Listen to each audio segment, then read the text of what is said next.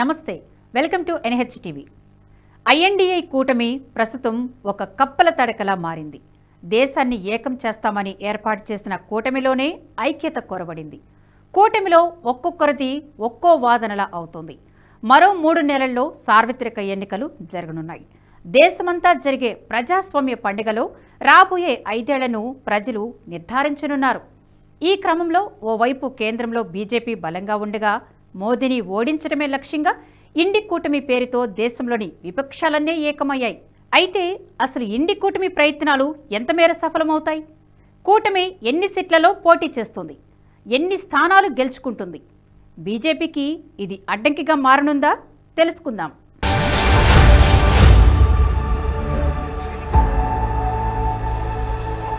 ఇండి కూటమి ప్రస్తుతం ఆపసోపాలు పడుతోంది. త్రాసులో కప్పలనైనా తూచవచ్చేమో కానీ ఇండి కూటమి నేతలను మాత్రం పట్టుకోలేమన్నది ఆయా పార్టీ నేతలు చెబుతున్న మాట. కూటమిలో ఉన్న పెద్ద పార్టీలని తమ దారి తాము చూసుకుంటున్నాయి. సొంత రాష్ట్రంలో బలం నిరూపించుకుంటే ఎన్నికల తర్వాత గౌరవంగా ఉండొచ్చన్నది చాలా ప్రాంతీయ పార్టీల భావనగా కనిపిస్తోంది. అందుకే మమతా బెనర్జీ నుంచి ఆమ్ ఆద్మీ వరకు కూటమికి దూరంగా జరుగుతూ వస్తున్నాయి. 2024 లోక్సభ ఎన్నికల్లో రాష్ట్రంలో టీఎంసీ ఒంటరిగా పోటీ చేస్తుందని, కానీ జాతీయ స్థాయిలో భారత కూటమి ఉంటుందని మమతా బెనర్జీ గురువారం ప్రకటించి కుండబద్దలు కొట్టారు. దేశవ్యాప్తంగా భారత కూటమి ఉంటుంది, కానీ బెంగాల్లో టీఎంసీ పోరాడి బీజేపీ ఓడుతుందన్నారు. దీంతో రాష్ట్రంలో ఇండి కూటమికి కాంగ్రెస్, లెఫ్ట్ ఫ్రంట్లకు ఒక్క సీటు కూడా ఇచ్చేది లేదని పరోక్షంగా చెప్పింది. పశ్చిమ బెంగాల్లో కాంగ్రెస్ 2019 లోక్సభలో తృణమూల్ ఒంటరిగా పోటీ చేయగా కాంగ్రెస్ నాయకులు సిపిఐ ఎంతో సీట్లను పంచుకోవాలని అనుకున్నారు.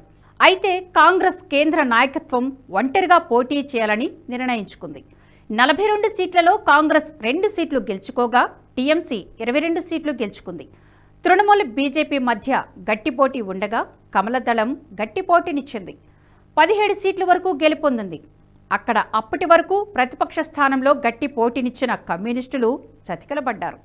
మమతా బెనర్జీ దౌర్జన్య కాండను తట్టుకోలేక ఒకానొక దశలో కమ్యూనిస్టులు సైతం బీజేపీకి మద్దతిచ్చినట్లు ప్రచారం సాగింది. దీంతో కాంగ్రెస్, కమ్యూనిస్టులు సైతం దారుణంగా ఓటమి పాలయ్యారు. ఈ కారణంగా ఇండి కూటమిలో భాగమైన కాంగ్రెస్, కమ్యూనిస్టులకు సీట్లు ఇచ్చేందుకు మమతా బెనర్జీ నిరాకరిస్తోంది. వీరికి సీట్లు ఇచ్చినా గెలవమని దీదీ భావిస్తోంది. అందుకే తమ రాష్ట్రంలో ఒంటరిగా పోటీ చేస్తామని ప్రకటించింది. ఇక మహారాష్ట్ర విషయానికి వస్తే కాంగ్రెస్తో ప్రస్తుతం 2 పార్టీలు పొత్తుతో ఉన్నాయి.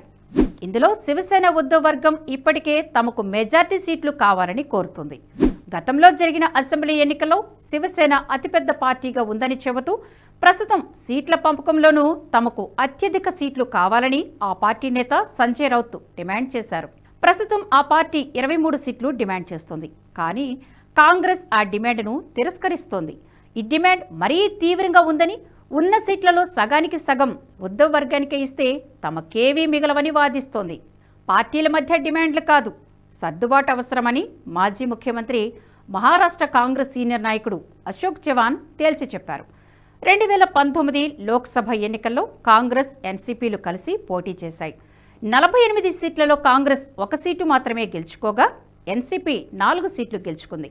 2019 ఎన్నికల్లో శివసేన, బీజేపీ కలిసి పోటీ చేయగా బీజేపీ 23 సీట్లు గెలుచుకోగా శివసేన 18 సీట్లు గెలుచుకుంది. ఇక ఆమ్ ఆద్మీ పార్టీ విషయానికి వస్తే ఆ పార్టీ దేశంలోని అతిపెద్ద పార్టీలో ఒకటిగా నిలిచింది. కొద్ది నెలల క్రితం జరిగిన పంజాబ్ ఎన్నికల్లో ఘన విజయం సాధించి జాతీయ పార్టీకి కావలసిన అన్ని అర్హతలను పొందింది. ఢిల్లీతో పాటు పంజాబ్లోనూ ప్రస్తుతం ఆ పార్టీ అధికారంలో ఉంది. పంజాబ్లో 13 ఎంపీ స్థానాలు ఉన్నాయి.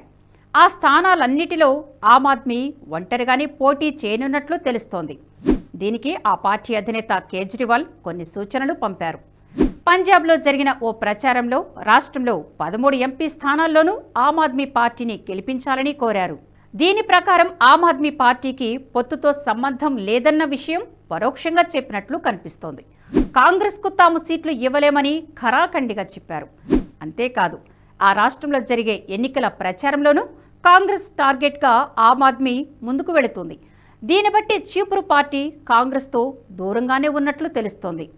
వీటితో పాటు ఉత్తరప్రదేశ్, బీహార్, జార్ఖండ్ వంటి రాష్ట్రాల్లో కూడా కాంగ్రెస్కు సీట్లు పంచుకోవడంలో అడ్డంకులు ఎదురయ్యే అవకాశం ఉంది. ఆయా రాష్ట్రాల్లో కాంగ్రెస్కు బలం లేకపోవడమే ఇందుకు ప్రధాన కారణం. అయితే కాంగ్రెస్ ప్రాంతీయ పార్టీలను నమ్ముకోవడం వల్ల ఎంతవరకు పుంజుకుంటుందో అన్నదే ఇక్కడ ప్రధాన సందేహం. రాజకీయాల్లో గెలుపొందాలంటే కూటములు కట్టడం సర్వసాధారణం. అయితే ఈ కూటమికి ఒక సారూప్యత ఉండాలంటారు విశ్లేషకులు. కూటమి ఏర్పాటు ఎందుకు అవసరమన్నది ప్రజలకు అర్థమయ్యేలా వివరించాల్సిన బాధ్యత పార్టీ అధిష్టానంపై ఉంటుంది. దీనికి విస్తృత ప్రచారం కల్పించాల్సిన అవసరం ఎంతైనా ఉంటుంది. కానీ ఇప్పటి వరకు ఇండి కూటమి ఎందుకు ఏర్పాటు చేశారన్నది ప్రజలకు వివరించే ప్రయత్నం చేయలేదు. దీనికి ఒక సిద్ధాంతమంటూ లేకపోవడం వల్ల ప్రజలు ఎందుకు ఓటు వెయ్యాలా అనే సందేహంలోనే ఉన్నారు. అందులోనూ మోదీకి తాము ఎలా ప్రత్యామ్నాయం అవుతామన్న విషయం అర్థవంతంగా వివరించడంలో ప్రతిపక్షాలు విఫలమవుతున్నాయి. ప్రస్తుతం మోదీకి దేశవ్యాప్తంగానే కాకుండా విదేశాల్లోనూ మంచి పేరుంది. బలమైన నాయకుడిగా ప్రపంచమంతటా గుర్తింపు ఉంది. ఆర్థిక విధానాలు, సైద్ధాంతికంగా దేశ భద్రతకు ప్రాధాన్యత ఇవ్వడం, అమెరికా వంటి దేశాల బెదిరింపులను సైతం లెక్క చేయకపోవడం వంటివి మోదీకే సాధ్యమన్నది ప్రజల్లో బలంగా పాతుకుపోయిన మాట. అంతేకాదు, మోదీ నేతృత్వంలో భారతీయ సంస్కృతి పునరుజ్జీవనం వంటివి చేయడంతో సాంస్కృతికంగానూ ప్రజలకు దగ్గరవుతున్నారు. ద్రవిడవాద భావజాలంతో తాము భారతీయులమే కాదని విర్రవీగుతున్న డిఎంకే వంటి పార్టీలకు కాశీ తమిళ సంగమం వంటి కార్యక్రమాలతో దగ్గరయ్యారు. అటు దేశ ఆర్థిక వ్యవస్థను కూడా $5 బిలియన్ వృద్ధి లక్ష్యంతో పరుగులు పెట్టించడం, ఇందులో ఇప్పటికే వృద్ధి కనిపించడం జరుగుతుంది.